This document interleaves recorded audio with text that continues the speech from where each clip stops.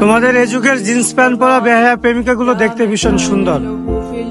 আমার সংবিধানে এরা বড়লোক বাবার নষ্ট ফসল।